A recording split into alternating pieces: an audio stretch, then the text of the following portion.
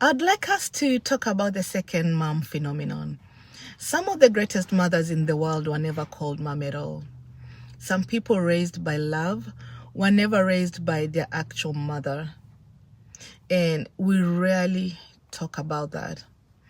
Mother's Day usually centers around one image: a biological mother raising her child. But for millions of people, the person who shaped them most wasn't technically their mom at all. Sometimes it was a grandmother, sometimes an older sister, sometimes an aunt, a teacher, a neighbor, a friend's mother, a foster parent, or just one woman who consistently showed up when nobody else did. And what's strange is how invisible these women become in our stories. We celebrate motherhood as a title instead of a role, but the role is what changes lives. There are people walking around right now who only made it through childhood because somebody unofficially stepped in and decided, I'll take care of you. No paperwork, no recognition, no holiday cards addressed to them. Just love repeated enough times to become parental. A lot of older sisters understand this better than anyone, especially eldest daughters. Some girls stop being children extremely early. They learn how to make bottles before they learn algebra.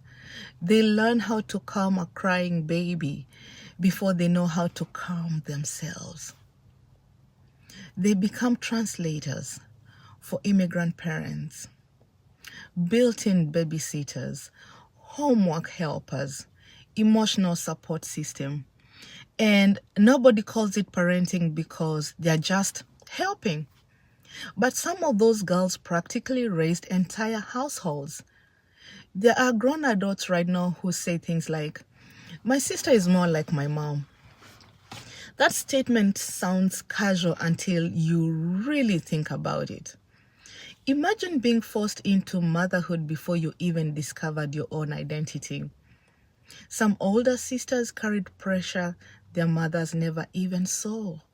They protected siblings from toxic households, distracted everyone during fights, took blame to keep peace, stayed awake worrying about bills they weren't paying. Children absorbing adult stress, and somehow still showing up for school the next morning pretending everything was normal. That kind of love changes people permanently and not always in beautiful ways. A lot of second moms grew up feeling responsible for everyone. Responsible for emotions, responsible for fixing problems, responsible for keeping relationships alive. And some of them never learned how to rest because their entire identity became usefulness. The scary part is how often society praises this. They call them mature for their age, independent, selfless, strong. But sometimes strength is just survival that got complimented too much. Grandmothers are another version of the second mom phenomenon. There are grandparents who quietly became parents all over again. Some because their children struggled with addiction, some because of financial hardship, some because life fell apart unexpectedly. And they stepped in without hesitation. Imagine already raising children, thinking that chapter of your life is over, then starting all over again. School pickups, doctor's appointments, parent-teacher conferences, late-night fevers. Starting all over again when your body is already tired. Some grandmothers sacrifice retirement just to keep stability alive for the next generation. And many children raised by grandparents grow up carrying complicated emotions. Gratitude mixed with confusion. Love mixed with grief. Because somewhere in the story there is usually loss too. Someone missing. Someone unable to stay. But those grandparents still became home. There are also teachers who accidentally became mothers to students who desperately needed one. You can always tell when someone remembers a teacher emotionally instead of academically. They don't say, She taught math really well. They say she noticed something was wrong. She let me stay after class. She believed me. She made me feel safe. That's not just education anymore. That's emotional rescue. Some children meet their first stable adult relationship inside a classroom. Think about how heartbreaking that is. A teacher giving more emotional support in one school year than a child receives at home. And teachers often never realize the impact they had. One encouraging sentence can echo inside someone's head for 20 years. Then there are friends' moms. This one is deeply underrated. Almost everybody has experienced walking into one house that felt different. The peaceful house, the safe house, the house where nobody was screaming, where food was offered automatically, where adults spoke kindly, where you didn't feel judged for existing. Some people got introduced to healthy love through someone else's mother, and sometimes those women knew exactly what was happening. They knew which kids stayed too long, which kids looked nervous going home, which kids suddenly became extra quiet at dinner. Some mothers extended warmth without asking invasive questions. That kind of emotional intelligence is powerful because children remember how environments felt. A safe home can become a core memory. One stable adult can literally alter the direction of someone's life. Psychologists actually talk about this. There is a concept that a single supportive adult can dramatically improve a child's resilience even in traumatic environments. One person, that's all it takes. Not perfection, not money, not grand speeches, consistency, safety, and presence. That's why the second mom phenomenon matters so much, because it proves motherhood is bigger than biology.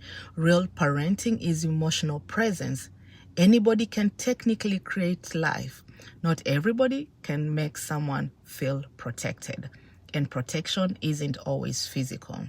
Sometimes protection sounds like, you can call me if you need anything. I'm proud of you. You did your best. You didn't have to earn love here. There are people who heard those words from someone else's mother for the first time and nearly cried. Some people never forget the first adult who treated them gently, especially if gentleness was rare growing up.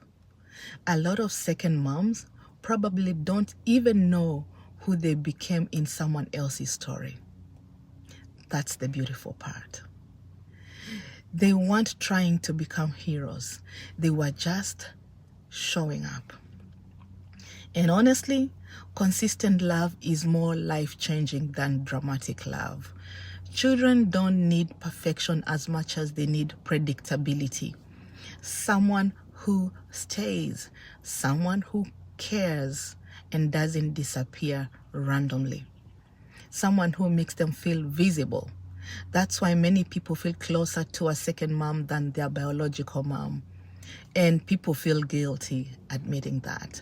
But emotional connection cannot be forced through DNA. Sometimes the person who gave birth to you isn't the person who raised you emotionally. That truth makes people uncomfortable, but it's real. There are women who carried children for 9 months and women who carried them emotionally for 20 plus years. Sometimes those are the same person, sometimes they are not. Motherhood is one of the few human experiences where unpaid, unnoticed emotional labor shapes entire generations. A second mom may never receive recognition publicly. No official title, no social expectation, no guaranteed appreciation. Yet their fingerprints exist all over people's lives. In confidence, in survival, in softness, in the way someone learned to love others. And there are adults repeating phrases they once heard from a second mom. cooking recipes they were taught, using coping mechanisms they learned from a second mom, creating safe homes because someone once created safety for them. Love keeps reproducing itself through people. That's probably the most powerful thing about humanity. This Mother's Day, I want to celebrate the 4 women who mothered me unofficially. The women who stepped in quietly. The women who filled emotional gaps no one else saw. The women who became home without obligation. Thank you. And thank you to you for watching, and kindly consider subscribing to my YouTube channel if you haven't done so already. And happy Mother's Day.